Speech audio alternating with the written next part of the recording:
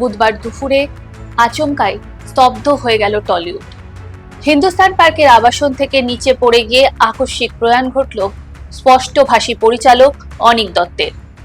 কিন্তু ভূতের ভবিষ্যৎ কিংবা অপরাজিত স্রষ্টার এই চলে যাওয়া কি শুধুই এক দুর্ঘটনা, নাকি এর নেপথ্যে লুকিয়ে রয়েছে টলিউডের অন্দরের এক দম বন্ধ করা একাকিত্ব আর ক্ষমতাশালী রাজনীতির এক নির্মম ট্র্যাজেডি।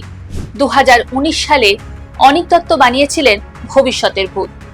সমসাময়িক রাজনীতি, সিন্ডিকেট রাজ আর শাসকের ক্ষমতার অহংকারকে তীব্র চাবুক মেরেছিল এই ছবি, আর সত্য বলার খেসারত মিলল হাতে নাতে।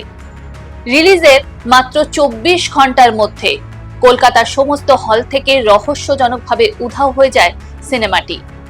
দেশের সর্বোচ্চ আদালত বাক স্বাধীনতার পক্ষে রায় দিয়ে রাজ্য সরকারকে 20 লক্ষ টাকা জরিমানা করলেও ততদিনে ইন্ডাস্ট্রির অলিখিত রাজনীতিতে একা হয়ে পড়েছিলেন এই আত্মসম্মানী পরিচালক। আইনি লড়াইয়ে জিতলেও টলিউডের ক্ষমতার অলিন্দে যারা শাসকের সুনজরে থাকার প্রতিযোগিতায় মত্ত, তারা ধীরে ধীরে কোণঠাসা করতে শুরু করেন অনিক দত্তকে। বহু নামী প্রযোজক আর হল মালিক তার সাথে কাজ করতে পরোক্ষভাবে ভয় পাচ্ছিলেন। নিজের স্বাধীন চিন্তাভাবনা প্রকাশের অপরাধে কাজ কমে যাওয়া আর এই অলিখিত বয়কট মেনে নিতে পারেননি তিনি। ক্ষোভ, অভিমান আর একাকিত্ব মিলে তাকে ঠেলে দিয়েছিল গভীর মানসিক অবসাদের অন্ধকারে।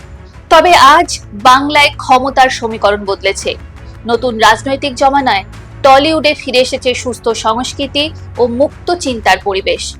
অনিক দত্ত হয়তো বিদায় নিলেন, কিন্তু তৎকালীন ব্যবস্থার বিরুদ্ধে তার এই আপোষহীন লড়াই আজ নতুন প্রশাসনের অধীনে টলিউডের স্বাধীন ও নিরপেক্ষ ভবিষ্যৎ গড়ে তোলার সবচেয়ে বড় অনুপ্রেরণা। বীরের মতো লড়ে যাওয়া এই রূপকারকে জানাই আমাদের শত কোটি প্রণাম।